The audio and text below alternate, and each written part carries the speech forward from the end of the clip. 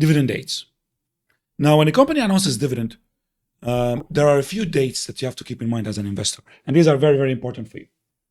Now, let's look at the following example. The company announces on March 1st that we're going to distribute dividends. Nice. Fine. When are you going to pay us that dividend? Well, we're going to pay the dividend on March 31. That's the payment date. Now, for you as an investor, you really don't care about these two dates. You don't care when the announcement, you don't care about the payment date. What you have to keep your eyes open for are the three dates in the middle.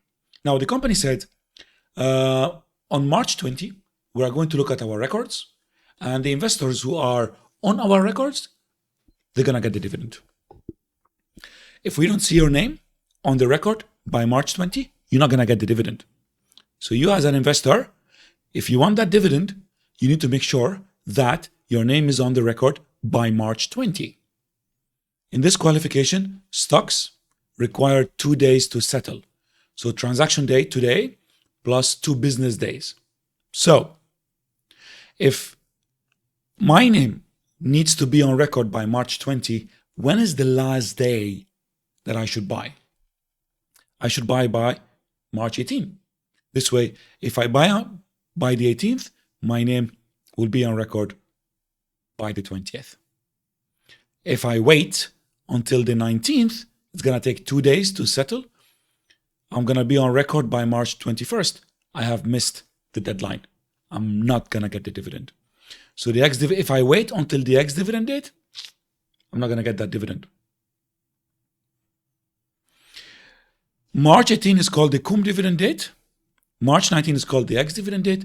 And March 20th is called the record date. They are like this consecutively.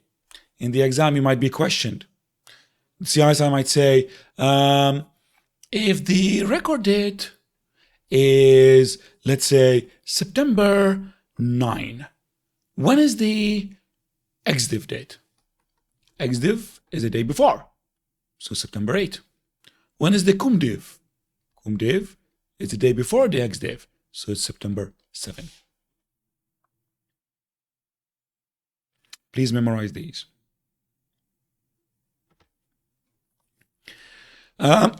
Annual general meeting is the meeting where the shareholders meet with the board of directors, and the shareholders get to vote on certain decisions, certain resolutions.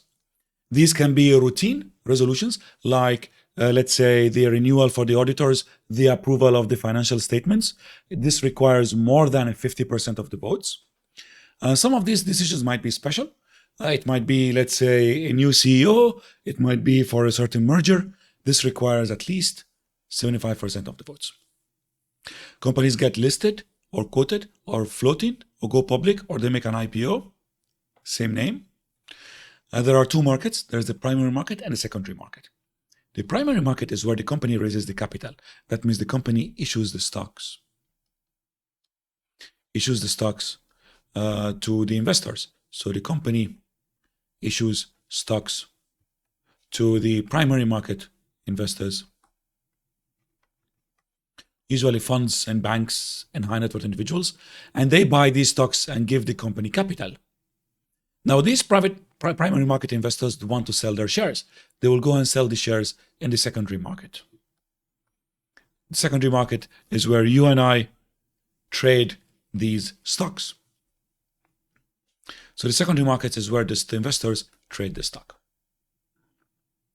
Multilateral trading facilities are rivals and competitors to stock exchanges because these are investment institutions that are acting as investment exchanges, as stock exchanges. That means they match buyers and sellers.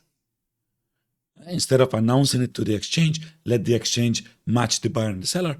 These investment companies and brokerages are doing the matching internally on their systems. And they are the rivals and competitors to stock exchanges thanks to technological advancements. Examples of these platforms are Refinitiv MTF and Turquoise. Depository receipts.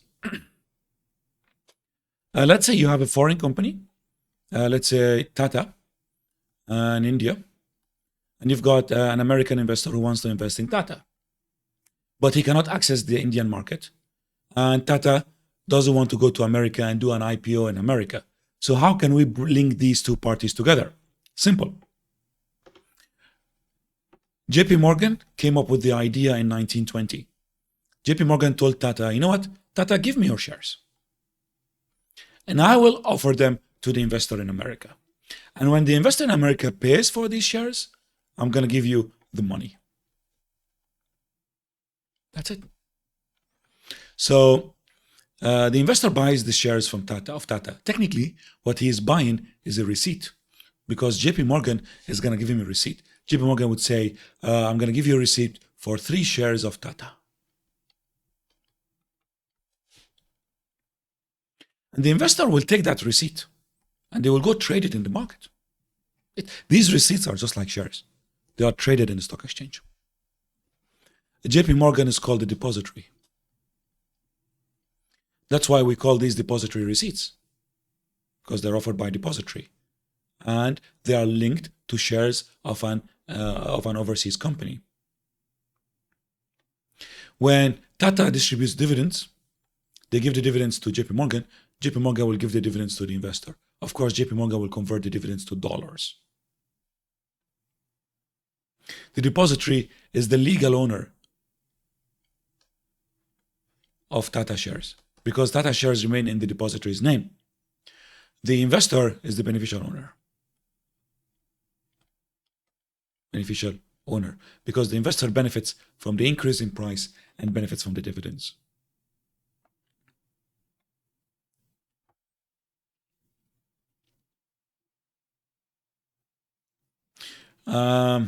Okay. Global depository receipts. These are depository receipts, but they're not issued in America. They're actually issued overseas, usually on the London Stock Exchange. And the settlement is through Euroclear and DTCC.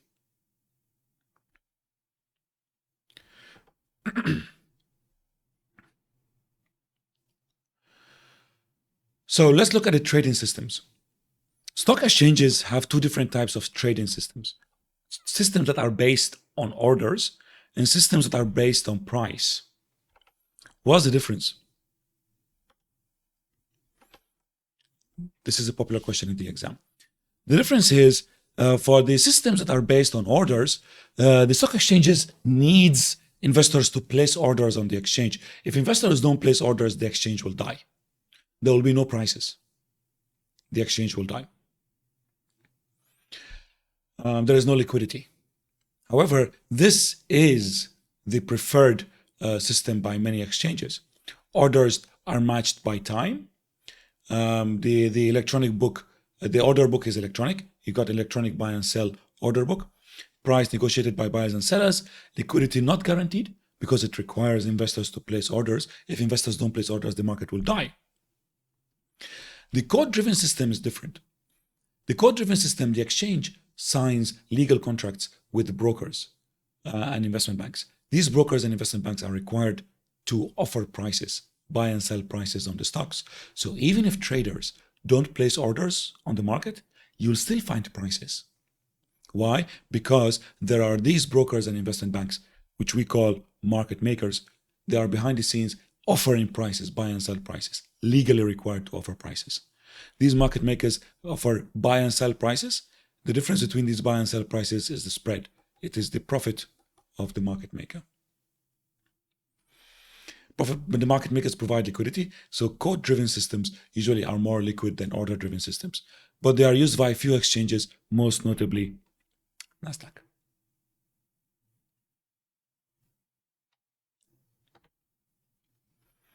What is a stock index? Stock index is a basket of stocks. So you can look at the index, for example, the S&P 500 index. It's a basket of 500, the top largest 500 stocks in America.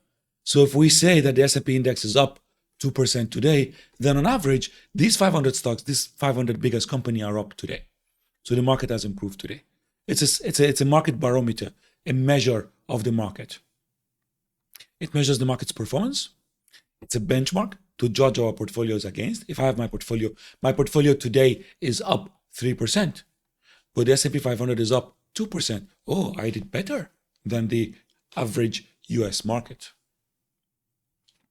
It's a basis for index tracker funds like ETFs. Without indexes, we don't have ETFs. ETFs were created to track an index. There are many other products in the market, like derivative products, which are based on these indices. It also supports portfolio management research and asset allocation decisions. I can buy the stocks that are under this index. I can buy them in the weights that are in the same index. There are many different types of indices, but there are two general types. Index which are price weighted. So for example, under the S&P 500, you've got 500 stocks. Number one stock is, I'm just giving a random example, Apple. Why is Apple number one? Well, it depends on the methodology of what S&P is using. Now, let's say under Dow Jones, Amazon is number one. So Dow Jones is an index which uses price only. So the company with the highest price will be at the top. We call that a price-weighted index. Companies are weighted according to their prices. Now, the market capitalization method actually looks at the price of the stock and the number of stocks in the market. We call that the market capitalization or the market value. And the S&P uses this method. So if Apple is number one, it means that the market capitalization or the market value of Apple is the largest. That's the difference between the price weighted and the market capitalization. In the exam, if CISI gives you any index, that's automatically market capitalization. Unless CISI says the Dow Jones industrial average. That is a price weighted. Keep that in mind. It's a popular question in the exam.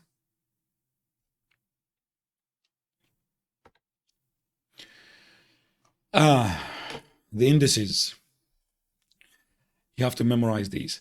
CISI decided to give you an example of an index from the major countries around the world. In America, you've got the Dow Jones Index, covers 30 stocks. You have the S&P 500 Index, covers 500 stocks, and therefore gives you a wider view of the US market. NASDAQ Composite covers the tech stocks because most of the NASDAQ companies are tech companies. Popular trap by many of my exams, by many of my students, makes me weep. NASDAQ is the exchange. It's the market where you trade the stocks. The NASDAQ Composite is the index. It's the basket that tracks your stocks. NASDAQ is the market. NASDAQ Composite is the index. In the UK, you've got the FTSE. FTSE 100 covers the top 100 companies. The FTSE All Share covers around 98% of the US market. In Japan, you've got the Nikkei, but very few people know the topics. And CISI tends to concentrate on this index. Which country does the topics belong to? In France, you've got the CAC 40. Germany, you've got the DAX, sometimes called the Xetra. DAX. Xetra is the name of the exchange. In India, you've got the Bombay Stock Exchange Sensex. In China, you've got the Shanghai Stock Exchange Composite. Singapore, you've got the Straits Times. In Australia, you've got the S&P ASX 200. Yes, I'm sorry. There are questions that come on the index. You might be asked, this index belongs to which country?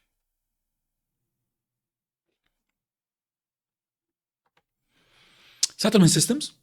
When we tend to settle investments or settle stocks, we remember settlement is where the buyer transfers the cash and the seller transfers the stock. That's called settlement. Now, the problem with settlement is you have settlement risk.